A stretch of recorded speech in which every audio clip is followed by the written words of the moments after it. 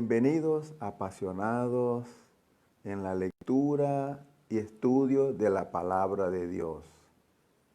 Hoy vamos a realizar un programa especial motivado a la culminación del proyecto Panorama Bíblico.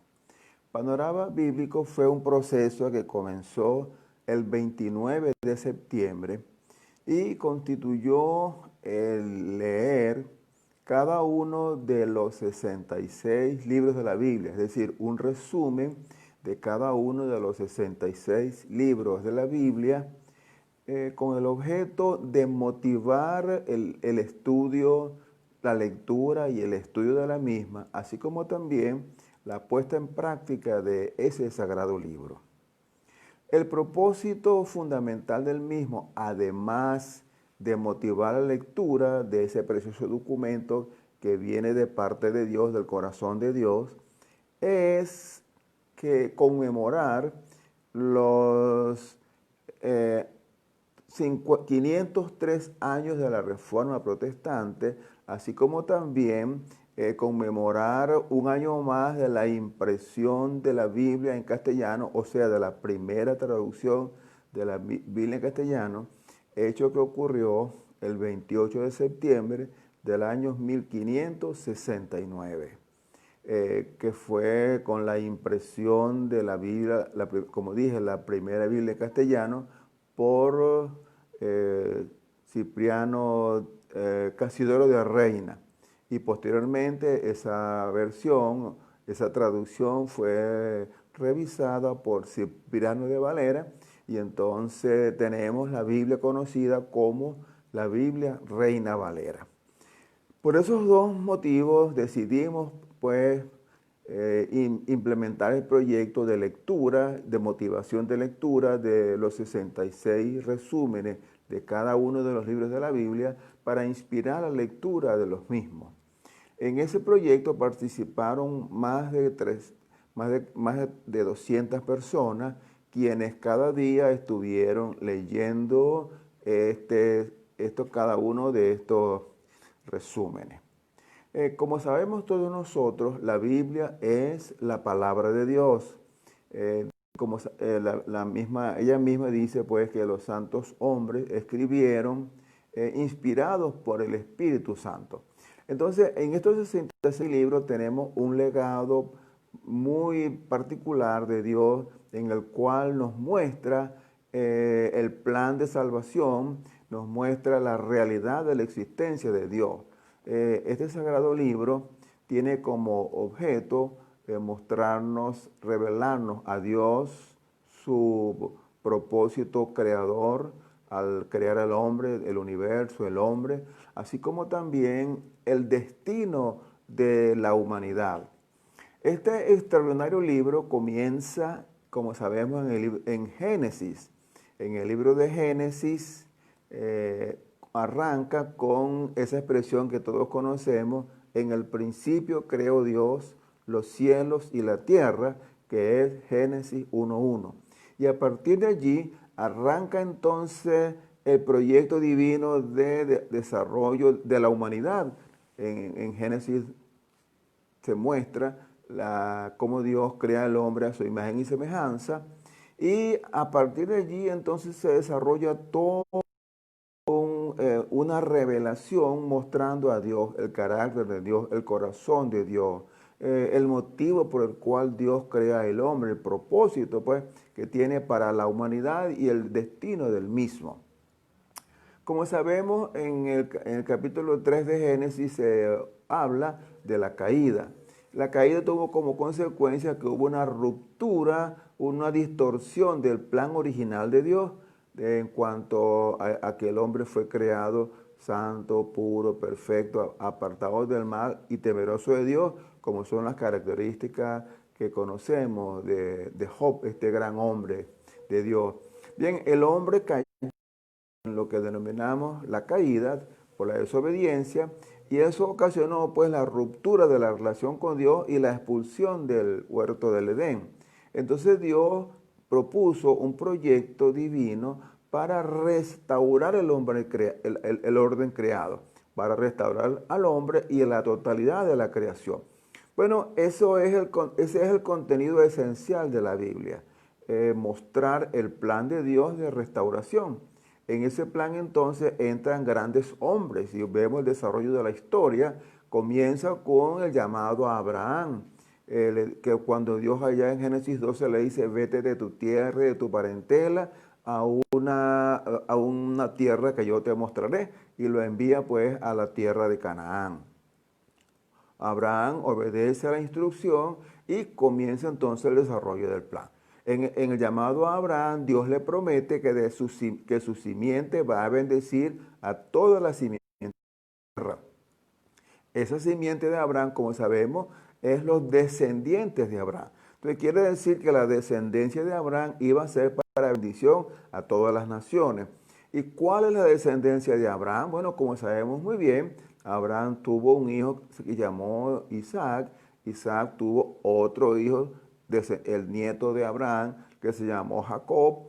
Jacob tuvo 12 hijos, los 12 patriarcas, y estos 12 patriarcas constituyen el pueblo de Israel, que luego se constituye en la nación de Israel.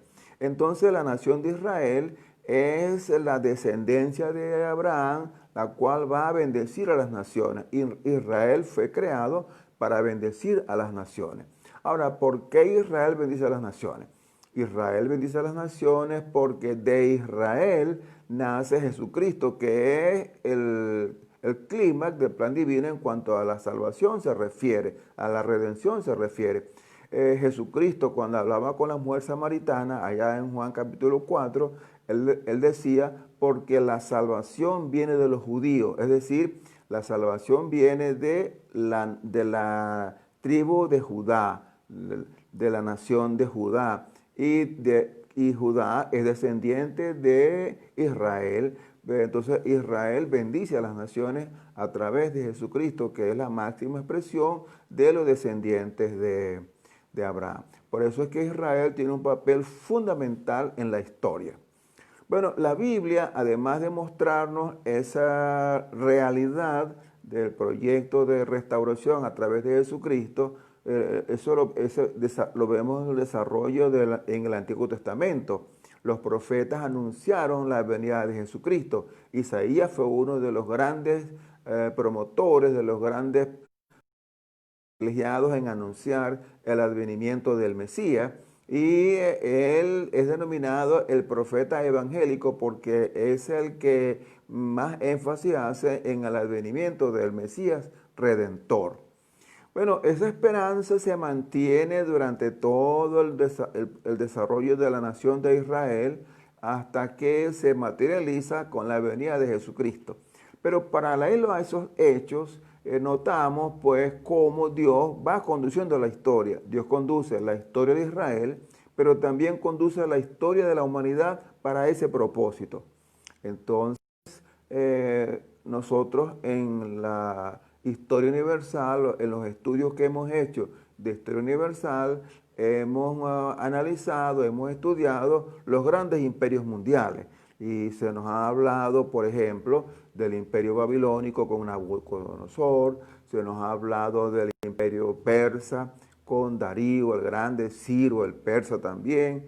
Se habla muchísimo, también se estudia el imperio griego con Alejandro Magno, ese prominente hombre a la cabeza, así como también el imperio romano.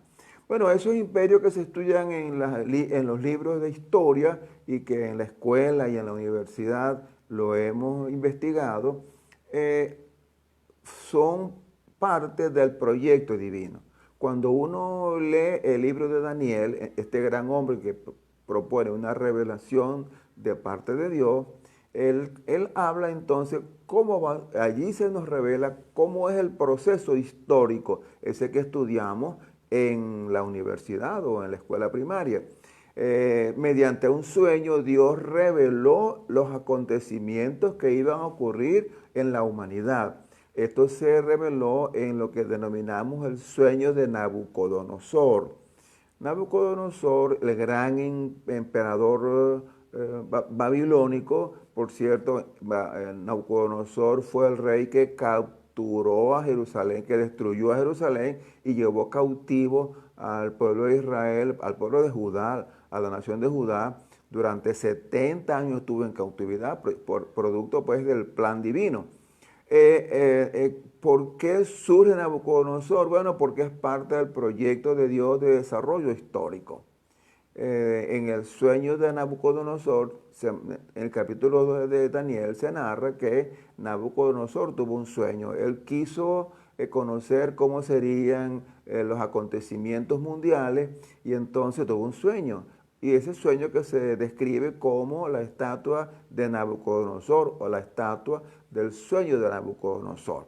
Narra Daniel que Nabucodonosor soñó que con una gran estatua. Dice que era una estatua gigantesca y en gran manera terrible, que tenía una cabeza de oro, luego tenía unos pechos y brazos de plata, vientre y mulos de bronce, piernas de hierro y pies de barro cocido mezclado con hierro. Estando viendo esa estatua gigantesca, dice que de repente vio que una roca cortada con mano no humana, es decir, con mano divina, arremetió contra la estatua, le dio en los pies y la destruyó. Y luego la estatua se convirtió. Bueno, así estaba revelando Dios a través de Daniel cómo es el proceso histórico desde los tiempos de Nabucodonosor hasta la segunda venida de Jesucristo. En la interpretación del sueño de Nabucodonosor se nos narra lo siguiente, que la cabeza de oro está representando al imperio babilónico. Dice, le dijo Daniel a Nabucodonosor, tú, oh rey, eres la cabeza de oro. El imperio babilónico fue entonces levantado por disposición divina. Luego del imperio babilónico, como muy bien sabemos, surgió el imperio medo-persa. Algunos de ustedes recuerdan la historia cuando en el libro de Daniel se narra que estaba Belsasar, el rey Belsasar, el último rey de Babilonia, emperador de Babilonia, celebrando una gran fiesta. Invitó de algunos países a los príncipes del reino y estaban celebrando en el palacio. Y dice que el rey mandó a buscar los utensilios que había capturado en Jerusalén en el templo y estaban libando licor en las copas sagradas cuando apareció una mano en la pared que decía Mene, Mene, Tekel, Ufarsin. Y al traducirlo dice que significa ha sido contado, pesado, medido y ha sido fallo. Ha sido hallado fallo de manera que esta noche caerá el reino. Y esa noche cuenta la historia que los persas desviaron el río Éufrates y penetraron a la ciudad y la tomaron. Allí se narra entonces en ese sueño, en esa visión de Daniel, se describe la caída del imperio babilónico y el inicio del imperio medo-persa. En el imperio medo-persa ocurrieron algunos hechos que recordamos en la Sagrada Escritura. Daniel tuvo parte en ese imperio. Él fue cuando estuvo en el foso de los leones. También en la época del imperio persa ocurrió la historia de la reina Esther. ¿Ustedes se acuerdan? Esta gran mujer que fue una inspiración para liberar al pueblo de Israel de una muerte segura. Eso se narra en el libro de Esther. Y en la época del imperio persa también ocurrió el retorno de Israel de la cautividad a la tierra ancestral, al territorio de Israel. Eso ocurrió por mandato divino y entonces Zorobabel y Esdras, Nehemías, tuvieron parte en esta repatriación del pueblo a su tierra ancestral. Entonces, los persas intervienen en la Biblia, se nota de ello hasta de Malaquía. Los persas sucumbieron ante los griegos. Durante el Imperio griego no hay revelación bíblica directamente porque ocurren los 400 años de silencio. Surge Napoleón, perdón, Napoleón, este gran hombre también de Europa, Alejandro Magno, y fortalece el imperio griego. El caso de este gran hombre de Alejandro Magno es impresionante. Él comenzó su reinado a los 22 años y conquistó prácticamente todo Occidente, porque desde España hasta límites con la India estuvo ese gran imperio, el imperio griego. El imperio griego tuvo una gran significación en la historia universal hasta el día de hoy. La cultura griega es enraizada pues en los grandes valores de la literatura, de la ciencia, de la filosofía, marcan la pauta en la ciencia hasta el día de hoy. Nuestra cultura occidental está fundamentada en muchos de los principios, de los descubrimientos y de los razonamientos de los griegos.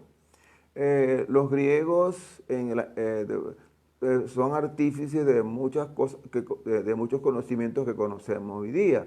Por ejemplo, ustedes trabajamos con el triángulo de Pitágoras, el principio de Arquímedes, en la literatura, la Eneida, la Ilíada, pues se recuerda a Homero, Platón, estos grandes hombres que durante el Imperio griego marcaron la pauta, incluso en acontecimientos como la química. Los griegos fueron los que propusieron la teoría atómica.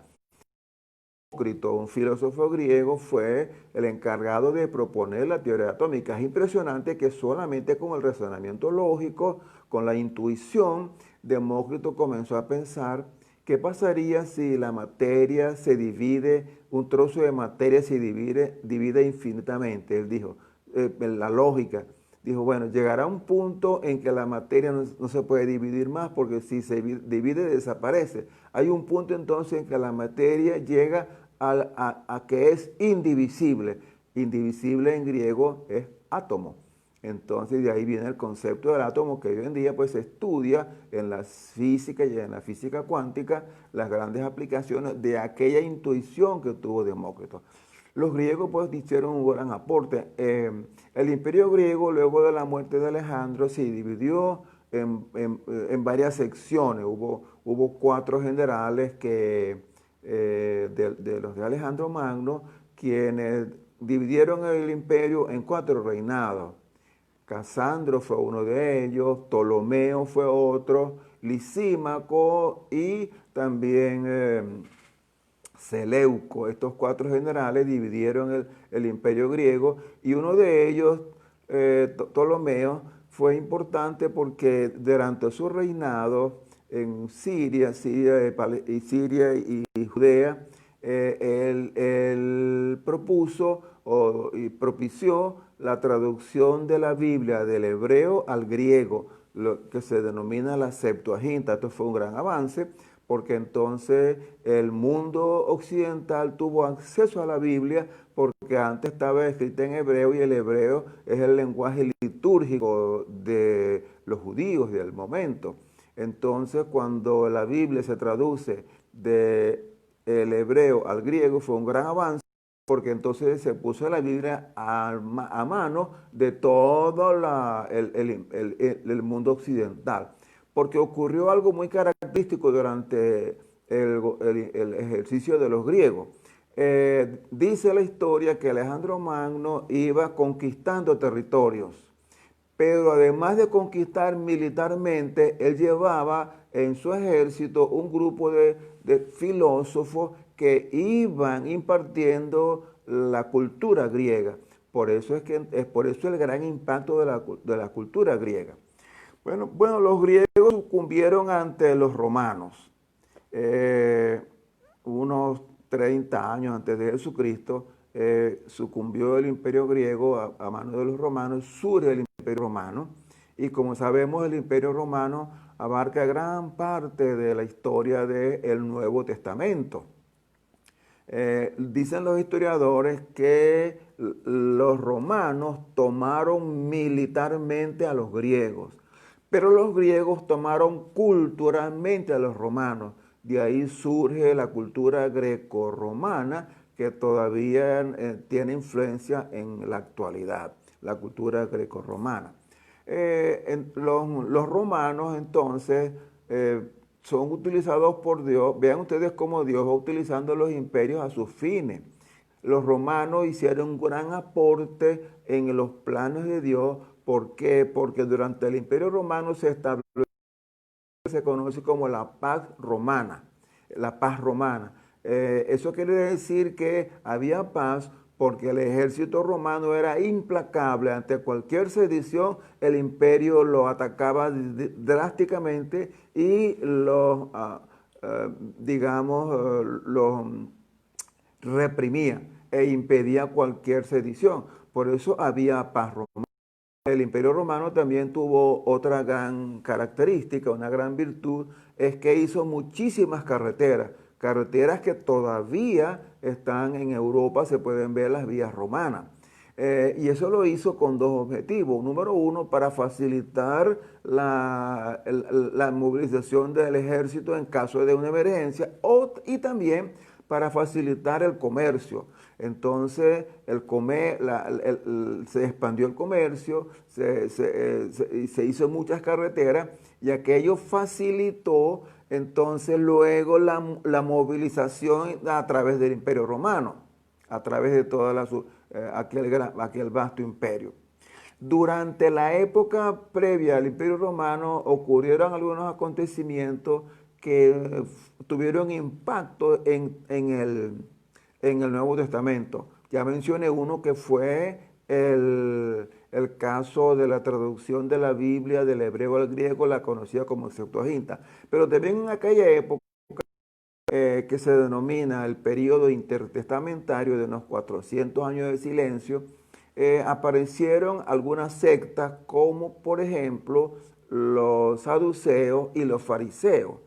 Ocurrió durante la época intertestamentaria, y en la época de los babilonios, no mencioné, y los persas, surgió la denominada sinagoga, porque como los hebreos habían perdido el templo, había sido destruido, no tenían lugar de reunión, además estaban en el exilio, en el exilio no tenían templo para el culto a Dios, entonces idearon la sinagoga, una construcción dedicada específicamente al culto a Dios. Se reunían los sábados entonces para rendir culto a Dios y estudiar la Sagrada Escritura. Entonces la institución de la sinagoga nace allá en el exilio y se fortalece. Cuentan pues que durante el imperio griego y romano muchísimas sinagogas estaban expandidas por todo el imperio, esparcidas por todo el imperio, primero griego y luego romano.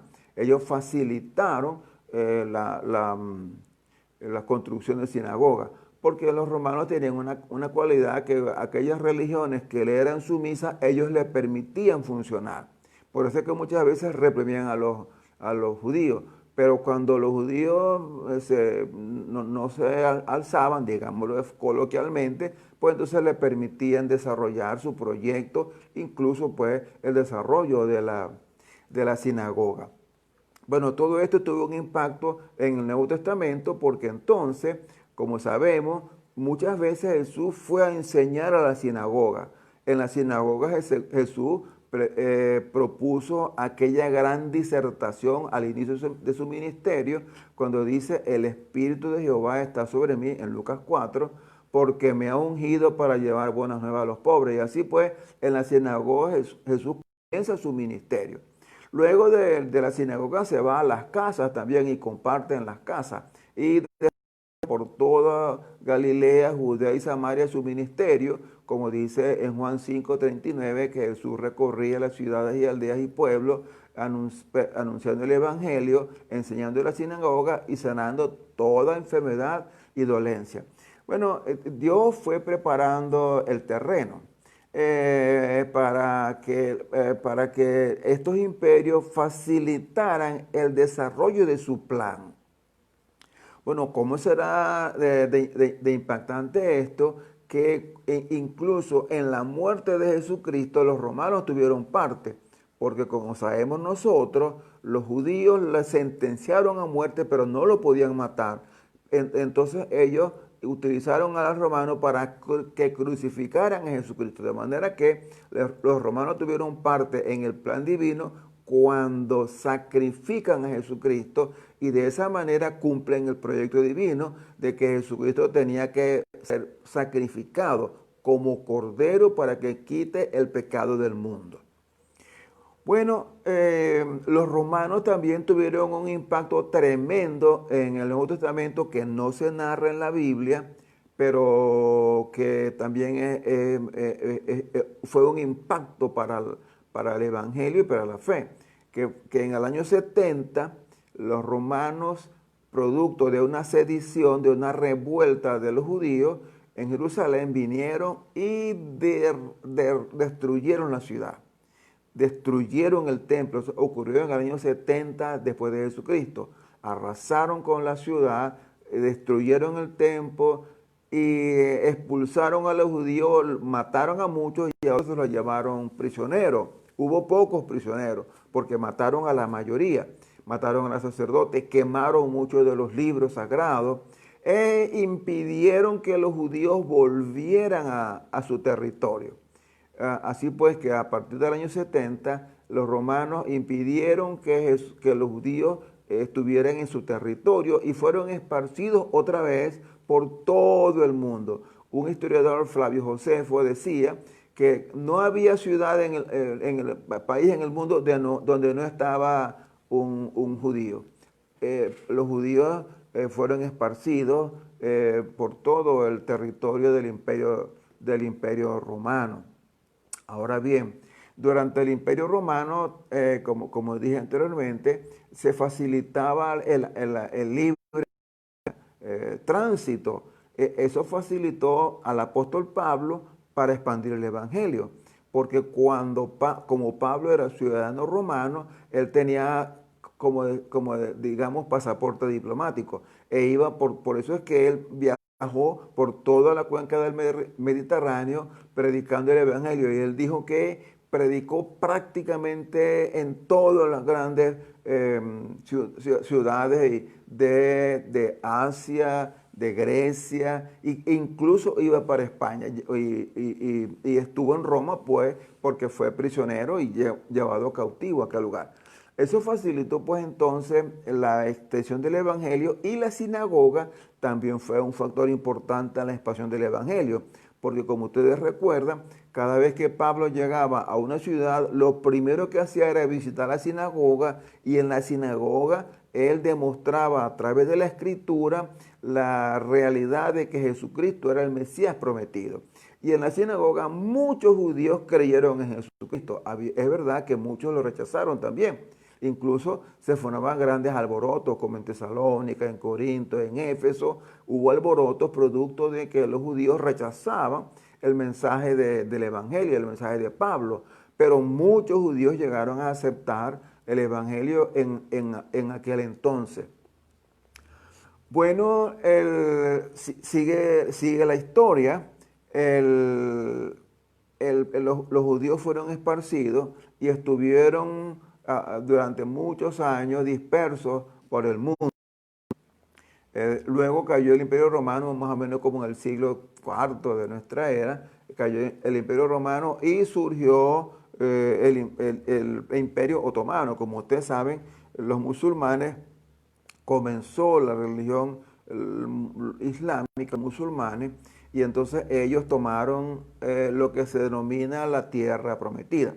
En el caso es digno de mencionar que cuando los romanos destruyeron a Jerusalén, Entonces ellos, para evitar que los judíos volvieran a tomar posesión de su territorio, les prohibieron venir y colocaron una estatua de un dios griego, de un dios latino, romano, en donde estaba el templo, y sacrificaron un cerdo. O sea, pusieron abominable aquel terreno como una ofensa para los judíos, y les impidieron retornar.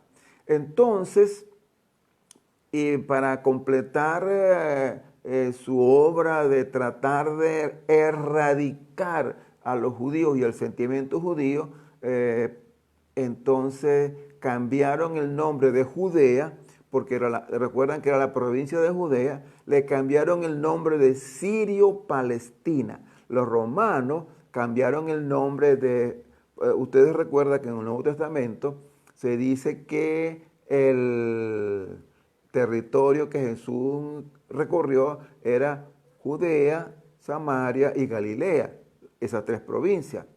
Bueno, esas tres provincias fueron erradicadas y se les cambió el nombre. Y se les cambió el nombre y se les colocó Sirio-Palestina. Entonces, el territorio que antes ocupaba Judea se comenzó a denominar Palestina. Entonces, Sirio-Palestina. Después le quitaron Sirio, la provincia Sirio-Palestina, y quedó como Palestina solamente. De ahí viene el territorio palestino que hoy está en conflicto allí en Israel, que fue una parte del conflicto árabe-israelí, el territorio de Palestina, que los romanos denominaron de esa manera para tratar de quitar el gentilicio y también la identidad, la cultura y la religión. Pero aquello porque era plan de Dios. Los judíos estuvieron dispersos por la humanidad, y entonces, como recuerdan ustedes, para allá en el año 47, las Naciones Unidas propusieron un acuerdo para formar un territorio palestino y un territorio judío, y dividieron entonces el territorio en un área palestina y en un área judía, que trajo muchos conflictos. El conflicto que todavía ocurre en Israel, que se está tratando de resolver, que es el problema de que los palestinos dicen que ese es su territorio y ellos quieren exterminar a Israel. Israel dice que no, ese es su territorio, y defienden su territorio porque eso fue una conquista que obtuvieron producto de la promesa divina. Esa es la promesa que Dios le dio a Israel, ese territorio que en la actualidad ocupa. Por eso es que Israel, la nación de Israel, esta nación de Israel es interesante. Esto indica que en la Biblia hay tres Israel. Eso parece una cosa extraña, ¿verdad? Pero una vez se dice Israel, y tiene que ver en qué contexto dice Israel. Porque el Israel que tenemos en la actualidad, que es el Estado de Israel, que es otra cosa, el moderno Estado de Israel es una cosa, e Israel es otra. Cuando uno va a la Biblia, en la Biblia encuentra dos Israel. Me explico. El primer Israel es el Israel que sale de Egipto, las 12 tribus de Israel. ¿Sí? ¿Te acuerdas? De Egipto salen las 12 tribus de Israel encabezadas por Moisés, y la lleva a la tierra prometida y conquistan la tierra prometida. Allí se establecen y se forma el reino de Israel, que son las 12 tribus. Pero luego de la muerte de Salomón, Israel, el reino de Israel se divide en dos reinos. El reino del norte, denominado Israel, y el reino del sur, denominado Reino de Judá. Entonces, en el Antiguo Testamento tenemos dos Israel: el Israel de las 12 tribus y el Israel del reino de Israel, o reino del norte, con la capital Samaria. Entonces, estos son los dos Israel. En Ezequiel se ve y muchos profetas predicaron a Israel y otros a Judá. Por ejemplo, Isaías predicó fundamentalmente a Judá. Y profeta como Oseas predicó fundamentalmente a Israel, a la nación de Israel. Bueno, entonces por eso le menciono que hay tres Israel, porque el tercer Israel es la nación de Israel, este que está aquí, que no se puede denominar pueblo de Israel, porque no, ellos son descendientes del reino del sur. El reino del norte, o Israel, está disperso, lo dispersaron los babilonios por toda la humanidad, y en este momento Israel está disperso. La nación de Israel, o reino de Israel, fue disperso por todo el mundo y actualmente está en la dispersión, la diáspora. Estamos esperando, porque así fue profetizado, que esa nación de Israel va a resurgir. Eso está predicho en el libro del profeta Ezequiel, en el capítulo 37, habla de la restauración de Israel de las 10 tribus perdidas, o Israel de las tribus del norte, que dice que cuando se narra el valle de los huesos secos, eso es una parábola que habla sobre el resurgimiento de Israel de las 10 tribus. Estamos a la espera de ese resurgimiento. Eso va a ocurrir antes de la venida de Jesucristo, está predicho eso. Luego que eso ocurra, las 10 tribus de Israel van a ser unidos a estas dos tribus que están aquí, que es los descendientes de Judá, el moderno Estado de Israel, y se va a conformar el nuevo, el Israel ancestral de las 12 tribus. Eso está por venir y eso va a ocurrir antes de la venida de Jesucristo. Bueno, les estaba hablando de la estatua de Nabucodonosor. En la estatua de Nabucodonosor cierra en la historia en el imperio romano. Después cae el imperio romano y se abre un compás. El imperio romano, como les dije, son el imperio de los pies, de las piernas de hierro. Luego falta el imperio de los pies de hierro y barro cocido, que eso es un imperio que está por venir. No, estamos en ese tránsito del imperio de los pies de hierro a los pies de barro cocido, a los pies de hierro y barro cocido. Eso está por venir y eso es lo que se denomina en la Biblia el resurgimiento del imperio romano, o también le podemos decir que es lo que se conoce actualmente como el nuevo orden mundial. Lo que se está planteando en este momento es el resurgimiento de un imperio similar a los 4 anteriores, heredero de aquellos 4 anteriores, un imperio similar al imperio babilónico. ¿Qué es lo que se está planteando en este momento? Cuando usted lee sobre lo que está ocurriendo en la actualidad, se está gestando lo que se anticipa en el libro de Daniel. Quizás muchos en Venezuela no tienen una noción muy clara de lo que está ocurriendo a nivel mundial, pero en los países europeos, en Estados Unidos, y quizás usted ha oído algo en cuanto a la elección actual en los Estados Unidos, que se está hablando de un proyecto globalista y un proyecto republicano. ¿Qué es lo que plantea el proyecto globalista? El proyecto globalista plantea el surgimiento de un gobierno mundial que pueda resolver los problemas mundiales. Por ejemplo, esta pandemia no se puede resolver, dicen los globalistas, no se puede resolver con medidas locales, sino que tiene que haber un ente mundial que gerencie la resolución de la pandemia. Que hay problemas económicos que no se pueden resolver a nivel local, que tiene que ser a nivel mundial. Entonces se está promoviendo la desaparición de las repúblicas, de las naciones, para surgir un imperio mundial con un gobierno mundial que sea como la ONU, pero con autoridad política, militar, económica e incluso religioso. Eso es lo que se conoce como el nuevo orden mundial, que los globalistas lo están proponiendo. Eso está predicho en la Biblia. Eso lo dice en el sueño de Nabucodonosor. De manera que estamos por ver ese nuevo orden mundial. Ahora, una cosa interesante. Ese nuevo orden mundial, cuando se constituya, va a ocurrir algo que anticipa la segunda venida de Jesucristo, porque dice el sueño que una vez que se constituyó el imperio de los pies de hierro con barro cocido, mezclado con barro cocido, vino una piedra cortada con mano no humana y destruyó ese imperio. Quiere decir que cuando se constituya ese imperio, vean algunas cosas que van a ocurrir en el futuro. A futuro, estamos por verlo.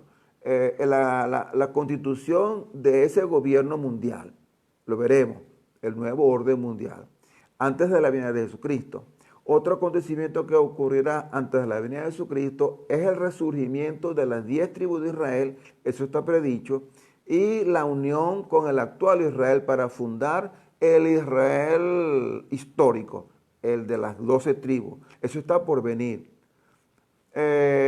Otro acontecimiento que está por venir y que está en este momento en proceso es la construcción del tercer templo de Jerusalén. Eso está por venir. Eso se menciona en la Biblia, cuando Pablo dice allá en Tesalonicense que vendrá un que se sentará en el templo y se hará pasar por Dios y actuará como si fuera Dios. Eso está por venirse. Estoy mencionando que hay 3 eventos que son previos a la venida de Jesucristo. Voy a repetir los 3 eventos que son previos a la venida de Jesucristo, que están mostrados en la Sagrada Escritura, que no son inventos míos. 1, el surgimiento del nuevo orden mundial. Eso está predicho que va a ocurrir. Segundo, la restauración de las 10 tribus de Israel y la unión con las 2 tribus de Judá para fundar el histórico Israel de las 12 tribus.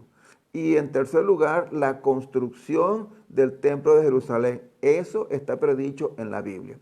Por eso es que digo con firmeza que los predicadores que andan anunciando que Cristo viene ya, no le crean, porque hay profecías que han de cumplirse antes de que venga Jesucristo. Y recuerden que Jesucristo dijo, el cielo y la tierra pasarán, pero mis palabras no pasarán. Es decir, la palabra de Él se cumple y lo que Él dijo se va a cumplir. Sobre esto me gustaría trabajar con ustedes algunas señales auténticas de la segunda venida de Jesucristo para desmontar a aquellos predicadores que están diciendo que Jesucristo ya va a venir, que ya en el rapto. Eso no es cierto. No va a ocurrir hasta que no se cumpla lo que dice la Biblia. No es lo que digan los predicadores, sino lo que dice la Biblia. Y la Biblia dice que han de cumplirse algunas señales antes que venga Jesucristo. Y lo digo con autoridad, con la palabra de Dios en la mano. Entonces, esto es lo que hemos venido planteando a lo largo de estos 66 días. Este recuento, cómo es que Dios va avanzando a través de la palabra toda la historia de la salvación y también la historia de la humanidad. Les comentaba que el libro que la Biblia comienza en Génesis con el Génesis 1:1. En el principio creó Dios los cielos y la tierra y estableció un lugar apropiado para que el hombre habite allá. Y dice que le puso en el huerto del Edén. Bueno, eso es en los dos primeros capítulos de la Biblia se habla de la condición del hombre. La condición del hombre, calidad de vida, sin enfermedades, sin problemas, un hombre inocente, santo, en comunión con Dios. Y eso se perdió con la caída, como lo vemos en el capítulo 3. Y Dios hizo un plan para restaurar eso. Y en los 2 últimos capítulos de la Biblia se cuenta cómo va a ser la nueva realidad. Es decir, entre los 2 primeros capítulos de la Biblia y los 2 últimos capítulos de la Biblia se muestra el desarrollo de la historia que avanza inexorablemente hacia un punto culminante que es la segunda venida de Jesucristo. Por eso en el capítulo 22 de Apocalipsis, perdón, el capítulo 21 de Apocalipsis comienza con la siguiente expresión de Juan. Vi cielo nuevo y tierra nueva, porque el primer cielo y la primera tierra pasaron. Entonces, Dios está preparando un lugar, como dice en Juan 14, en la casa de mi Padre muchas moradas hay. Voy pues a preparar lugar para vosotros. Quiere decir que esa morada que está preparando para nosotros es cielo nuevo y tierra nueva. En ese cielo nuevo y esa tierra nueva, pues se dice que allá no habrá enfermedad, no habrá llanto, no habrá dolor, sino que tendremos calidad de vida. Sería muy productivo para que usted entienda cuál es el destino de la humanidad, cuál es el destino de los cristianos, que usted lea el capítulo 21 y 22 de Apocalipsis. Allí usted va a descubrir el destino que tenemos todos, lo que nos espera. El cielo es el límite, hacia allá vamos. Ese es el objetivo que tenemos nosotros. Ese es el fin y el destino de la humanidad. Como dice la Escritura, la Nueva Jerusalén. La Nueva Jerusalén es una manera poética de hablar del cielo prometido, porque Jerusalén, como dicen, es la ciudad amada, la ciudad santa. Entonces, esa ciudad que es emblemática para la humanidad, emblemática para los hebreos, emblemática para los judíos, emblemática para los cristianos, la ciudad santa. Esta Jerusalén, Jerusalén que está allí en el Medio Oriente, representa, es símil, es un anticipo de la nueva Jerusalén celestial, donde iremos a morar luego de la segunda venida de Jesucristo. Entonces, estamos a la espera de ese gran evento. Por eso es que la Biblia termina diciendo, sí, Señor Jesús, ven pronto, porque estamos esperando el retorno de Jesucristo para que establezca el reino eterno y reorganice este caos que tenemos en la actualidad. Cuando Jesucristo regrese, va a poner orden, va a sancionar a los que tiene que sancionar y a premiar a los que tiene que premiar. Esto lo podemos ver en el capítulo 25 de Mateo, cuando habla el juicio a las naciones, que dice que pondrá uno a su derecha, las ovejitas, y uno a su izquierda, los cabritos, y cada uno tendrá un destino. Lea el capítulo 25 de Mateo para que usted vea, para que tenga la revelación del destino de la humanidad. Y en el capítulo 21 y 22 de Apocalipsis se describe de una manera majestuosa, maravillosa, las condiciones en que el hombre va a vivir en aquel momento cuando se decida Jesucristo y se cumpla pues el tiempo y Él venga una vez más para establecer el reino eterno. Bueno, estas cosas que le he comentado es lo que hemos venido considerando en Panorama Bíblico. Desde Génesis hicimos un recorrido por todos los 66 libros de la Biblia y fue una experiencia maravillosa, una experiencia gratificante. Ahora, además de todo esto que les he comentado, la Biblia contiene un mensaje de esperanza. Cada uno de los libros de la Biblia tiene una buena noticia, un mensaje de esperanza, un mensaje de fe, un mensaje de aliento. En estos días de pandemia, la Biblia tiene una palabra de aliento, la Biblia tiene una palabra de consuelo, la Biblia tiene una palabra de inspiración que debemos buscar para apropiarnos de ella, la belleza de lo que ella contiene y cómo nos puede fortalecer.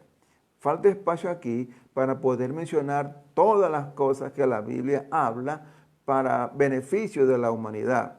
En el libro de los Salmos, en el libro de los Proverbios, en los Evangelios, en las cartas de Pablo, en los libros de los profetas, en los libros históricos, en los libros de sabiduría, hay una palabra de aliento, una palabra de fortaleza, una palabra de orientación también, que siguiendo la pauta que leyéndola, estudiándola y poniéndola en práctica, pues va a ser de mucho provecho para la humanidad.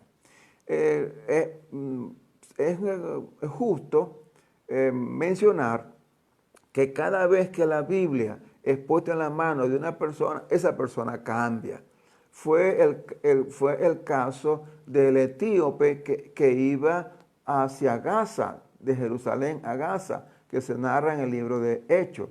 Este etíope iba y leyendo la escritura y no entendía muy bien lo que ella decía. Y cuando él recibió por inspiración del Espíritu Santo la instrucción de Felipe, dice que la vida de este hombre cambió y comenzó una nueva experiencia con la apertura de la mente y del espíritu producto de la lectura de la palabra.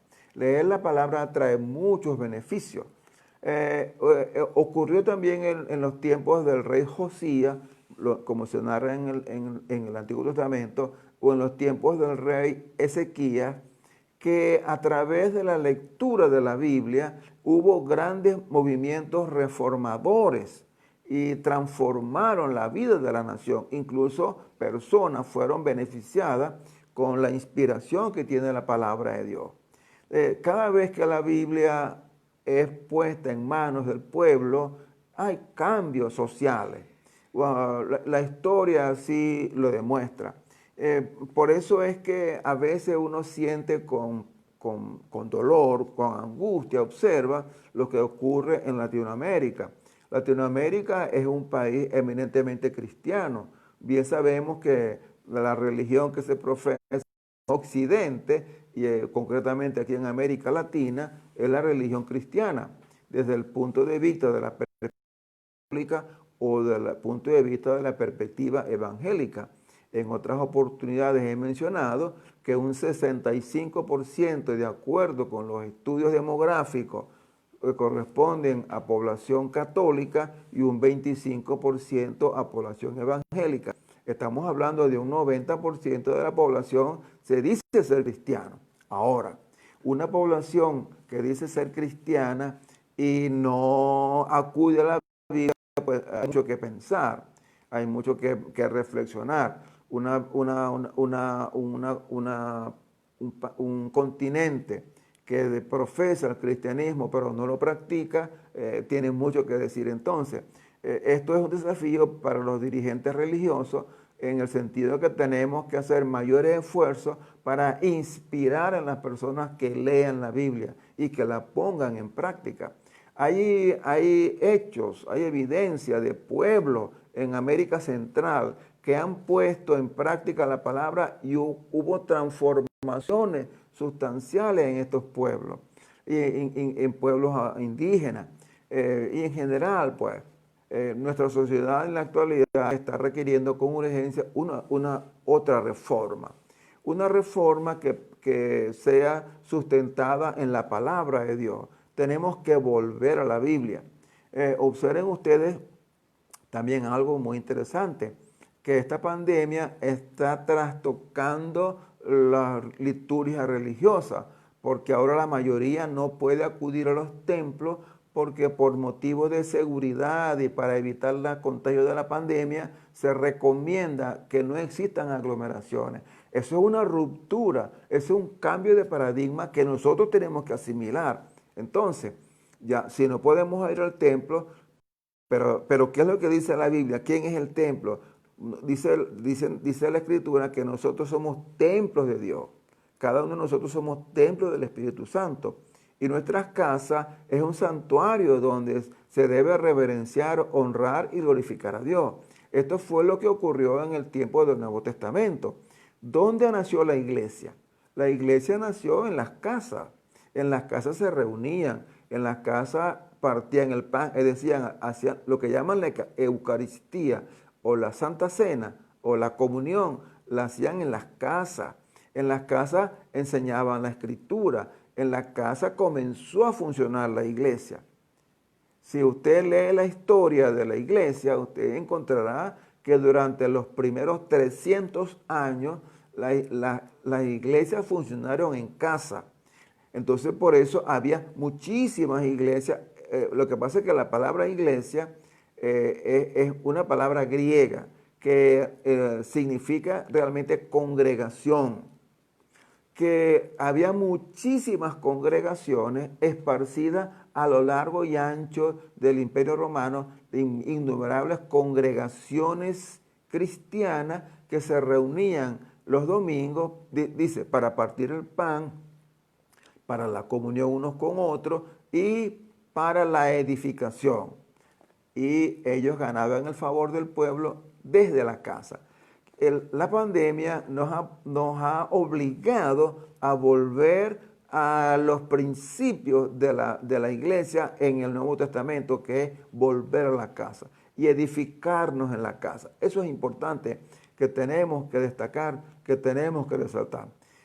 Imagínese usted en una ciudad que tenga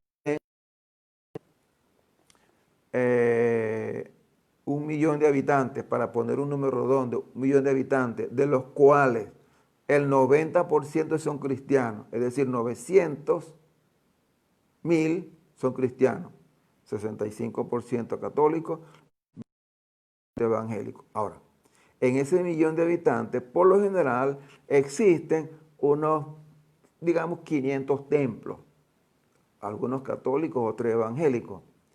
Y entonces, y se reúnen los domingos en los templos.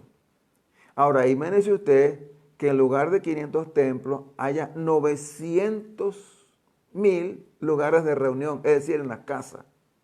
Que los cristianos se congreguen en las casas y en las casas lean la escritura y en la casa compartan la comunión, que en la casa rindan culto a Dios. Se puede imaginar lo que ocurrirá en un mundo que tenga este principio, que en lugar de ir el domingo al templo, practique en la casa lo que habitualmente se hace el domingo. Esto será un cambio. Imagínese usted que lo que conocemos nosotros como la escuela bíblica dominical se practique en la casa y el padre de familia enseña la palabra en la casa y enseña los valores cristianos en la casa y practica los cristianos en la casa y con los vecinos. Esto será una revolución. Y eso es lo que tal vez Dios nos está hablando a través del coronavirus y los líderes religiosos no lo hemos interpretado. Queremos reunirnos a como dé lugar en el templo, rompiendo los protocolos, haciendo todo lo posible para ir al templo, cuando Dios está diciendo, el espacio más seguro es la casa. Tú estás más seguro en tu casa. Y eso es lo que Dios está proponiendo en estas circunstancias del coronavirus. Yo no estoy diciendo que Dios nos está castigando con el coronavirus. No estoy diciendo eso.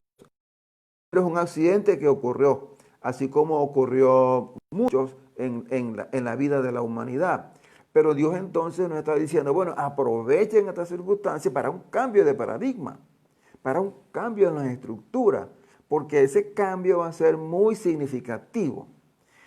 Tengo que decir con mucha satisfacción que en el transcurso de estos 66 días que hemos venido estudiando la palabra, he leído con mucha satisfacción notas de los ciento y tantas personas que participan de Panorama Bíblico expresando palabras de gratitud por haberles inspirado a leer la palabra de Dios. Me dio mucha satisfacción ver personas que me decían, tenía otro concepto de la Biblia, ahora me doy cuenta de el valor que tiene, del contenido de ella.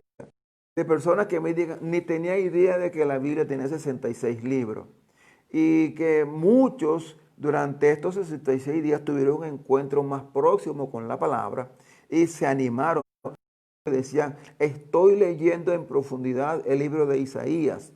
Otro me dijo, he comenzado a leer la Biblia y estoy leyendo desde Génesis y voy avanzando. Y esto es lo que necesitamos. Gente que vaya a la Escritura. Mire, cuando la Biblia es puesta en las manos de las personas y su mensaje es aprehendido por la persona, la vida cambia. La vida cambia, porque la palabra tiene poder. Dice que la palabra es como una espada que entra profundamente en el corazón y transforma. Quisiéramos que el mundo sea transformado con la palabra. Si tú eres cristiano, te animo para que te inspires, te animes en comenzar a leer sistemáticamente la Biblia. Mi esposa y yo nacimos en un hogar cristiano, como el 90% de la población. Nuestros padres fueron asiduos lectores de la Biblia, leían la Biblia y nos enseñaron a leer la Biblia. Yo recuerdo que antes de aprender a leer, ya yo conocía la Biblia porque mi mamá se sentaba por las tardes y nos contaba historias de la Biblia. Yo aprendí de José, de Moisés, de David, de Josué, de labios de mi mamá, que era una excelente cuentacuentos, pero no nos contaba historias de Blancanieves ni de la Bella Durmiente, sino nos contaba historias de la Biblia. Y aquello todavía lo recuerdo con mucho cariño. El abuelo de mi esposa, un maravilloso hombre que lo reconocieron en Guanare como un personaje, el capitán Osecha le decían. Este hombre de Dios es una inspiración. Él tenía una Biblia manoseada, ajada, usada. Y es impresionante que en muchas partes de la Biblia tenía marcado con varias rayas, rayas verdes, rayas azules, rayas rojas. Y entonces, ¿qué significan esas rayas que tiene la Biblia? Entonces él dice, eso significa las veces que he leído la Biblia y tenía varias rayas. Quiere decir que él comenzaba a leer la Biblia y cuando paraba marcaba con una raya donde paró y colocaba una raya roja, por ejemplo, y seguía avanzando. Leía la Biblia y dejaba todo en marcas rojas. El año que viene comenzaba a leer la Biblia, entonces eran marcas azules, iba marcando con azul. Leyó el siguiente año, otra vez leía la Biblia incansable. Leía la Biblia incansable. Y él tenía una memoria impresionante. Yo recuerdo que cuando nosotros viajábamos, él se ponía en la puerta de la casa y recitaba de memoria Salmo 121. Alzaré mis ojos a los montes. ¿De dónde vendrá mi socorro? Yo me lo aprendí de que él lo repetía. Mi socorro viene de Jehová, que hizo los cielos y la tierra. Y así, mi papá, mi mamá, mis hermanos mayores me enseñaron a amar, a estimar el valor de la Sagrada Escritura. Yo recuerdo que por las tardes los domingos por la tarde, acudía a la congregación donde nos reuníamos y allá había un espacio denominado la hora de los cuentos. Y aquella hora de los cuentos era una delicia, porque la maestra, una mujer hermosa, nunca olvide su rostro bonachón, nos contaba historias de la Biblia. Y aquella hora de los cuentos se constituyeron en espacios hermosos de aprendizaje de la Sagrada Escritura. Y esto es lo que falta hoy. Yo no me estoy poniendo como ejemplo. Estoy diciendo que aprendí a tener aprecio por la Escritura y también mi esposa, porque yo voy diciendo aquí un texto y ella va y lo busca en la Biblia y tiene una versión muy hermosa, porque ella tiene la versión paráfrasis. Y la versión paráfrasis dice en un lenguaje muy sencillo, coloquial, lo que yo digo aquí en la versión Reina Valera, ella lo repite ya en la versión paráfrasis y hermoso como lo plantea. Bueno, entonces, esta conversación que he tenido con ustedes esta noche es para exaltar el valor que tiene la Sagrada Escritura. Hemos disfrutado Panorama Bíblico, leyendo, como mencioné, todos los días un resumen de cada uno de los 66 libros de la Sagrada Escritura. Como ustedes saben, la Biblia está constituida de 2 testamentos, Antiguo y Nuevo Testamento. El Antiguo Testamento tiene 39 libros y el Nuevo Testamento tiene 27. Bueno, esos 39 libros del Antiguo Testamento están divididos, como ustedes saben, en el Pentateuco, los 5 primeros libros de Moisés. Luego tiene los libros históricos, que son los libros desde Josué hasta el libro de Esther, que son los libros históricos. Luego vienen los libros de sabiduría, que son desde Job hasta Cantar de los Cantares. Y luego vienen los profetas. Así está dividida la Biblia que usamos, los profetas, que son desde Isaías hasta Malaquías. Y luego está el Nuevo Testamento. El Nuevo Testamento está constituido por los 4 evangelios, el libro de Hechos, las cartas de Pablo. Pablo fue uno de los escritores más grandes del Nuevo Testamento por la cantidad de libros que él escribió, desde Romanos hasta Filemón escribió el apóstol Pablo. Luego vienen las cartas apostólicas, que son Hebreos, las cartas de Santiago, las cartas de Pedro, la carta de Juan, de Judas y Apocalipsis. Durante 66 días estuvimos explorando estos maravillosos libros y obteniendo el néctar que de ellos se puede obtener. Hablando de néctar, me acuerdo que la primera Biblia, esta es la Reina Valera que yo uso, la primera Biblia de esta Reina Valera, que fue la Biblia que escribió Casidoro de Reina, que tradujo al castellano, la primera versión en castellano, se conoció como la Biblia del oso. ¿Y por qué la Biblia del oso? Porque para no poner imágenes bíblicas en la Biblia, en la portada de la Biblia, colocaron un oso que estaba comiendo miel, de un panal de miel. Por eso se conoció la Biblia del oso. Me acordé cuando hablé de la palabra néctar, de lo que es agradable, delicioso.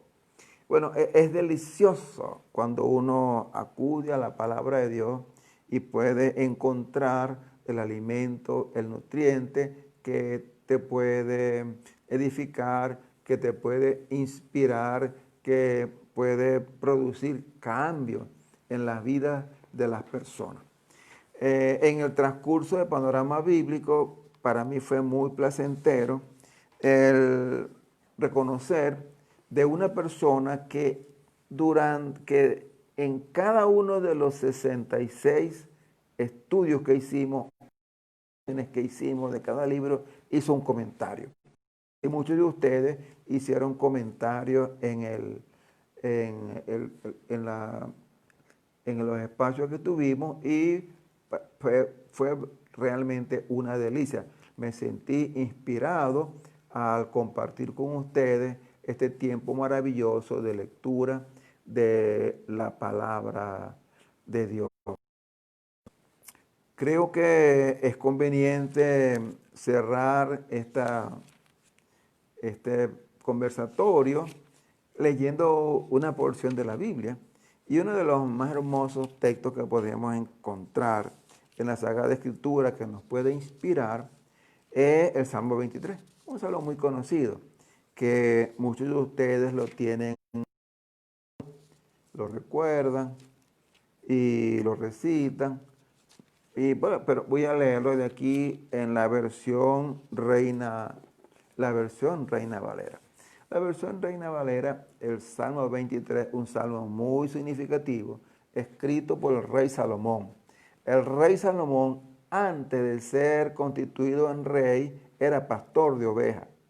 Por eso él aprendió el oficio de pastor. Dios le preparó como pastor de ovejas para luego ser pastor de Israel. Él realmente fue un pastor para el pueblo de Israel cuando fue rey. Bueno, él escribió este salmo que leo para ustedes. Jehová es mi pastor, nada me faltará. En lugares de pastos me hará descansar. Junto a aguas de reposo me pastoreará. confortará mi alma, me guiará por sendas de justicia, por amor de su nombre. Aunque ando en valle de sombra de muerte, no temeré mal alguno, porque tú estarás conmigo. Tu vara y tu cayado me infundirán aliento. Aderezas mesa delante de mí en presencia de mis angustiadores. Unges mi cabeza con aceite, mi copa está gozando. Ciertamente el bien y la misericordia me seguirán todos los días de mi vida, y en la casa de Jehová moraré por largos días. Este es un hermoso salmo que contiene una cantidad de mensajes maravillosos. Comienza diciendo que Jehová es nuestro pastor. Imagínate que Jehová es nuestro pastor. Eso quiere decir que nosotros somos sus ovejas y los pastores cuidan las ovejas.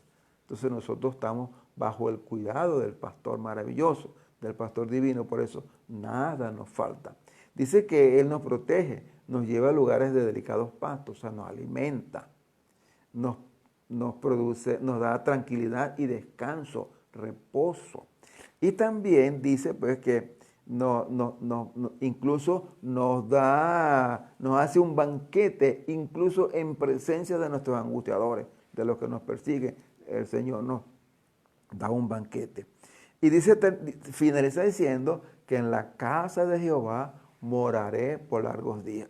Dice la Escritura que cuando David fue reunido con sus ancestros en la casa de mi padre, donde él está disfrutando la delicia de la presencia de Dios. Quiero animarte pues para que leas la palabra. Tal vez esta circunstancia de la pandemia, del coronavirus, produzca un poco de estrés, de tensión, de angustia, de preocupación. Déjame decirte las palabras de Jesucristo en Mateo 11:28. Vengan a mí todos los que están trabajados y cargados, y yo les haré descansar.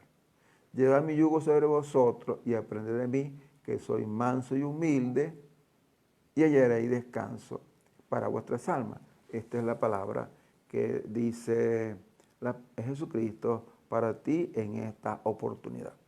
Antes de despedirme, quiero darte gracias por estar participando en esta presentación, en este conversatorio. Gracias a los que participaron en el proceso Panorama Bíblico y para manifestarles que todo el material que se publicó día tras día queda registrado, queda guardado en un blog que escribí, que el blog se denomina Reencuadre y está alojado en la plataforma WordPress. De manera que allí, si alguna persona quiere tener acceso a los 66 libros, quedan abiertos al público, eso no tiene derecho de autor, para que los disfruten. Está en la plataforma WordPress, en el sitio Reencuadre, que la dirección es www.malaquiasonline.wordpress. Y si quiere que le dé la dirección directamente, puede en este sitio de Facebook poner una nota, un comentario, pedir la dirección y yo con mucho gusto te la voy a ofrecer. De todas maneras, en mi muro están todos los 66 libros. Pueden buscar en mi muro y ahí están todos los 66 libros porque los publiqué a través de esta plataforma. Ha sido un gran privilegio el haber compartido con ustedes. Gracias por la bondad de observar, de estar conmigo en este momento, de haber participado en Panorama Bíblico. Y quiero públicamente también expresar mi gratitud a mi compañera de la vida, Abigail, mi esposa, quien durante todo el proyecto me estuvo inspirando, motivando, alentando, comentando. Y me decía, me levanté y ya me leí el resumen de hoy. Y también me ayuda pues en la transmisión de este conversatorio porque ella es mi directora y me da las señales cuando debo avanzar, cuando debo conversar y cuando debo concluir. Estoy agradecido a todos ustedes y bueno, que Dios les bendiga y permita pues que puedan seguir disfrutando la escritura y se conviertan en apasionados de la lectura de la palabra de Dios. Dios los bendiga y será hasta una próxima oportunidad.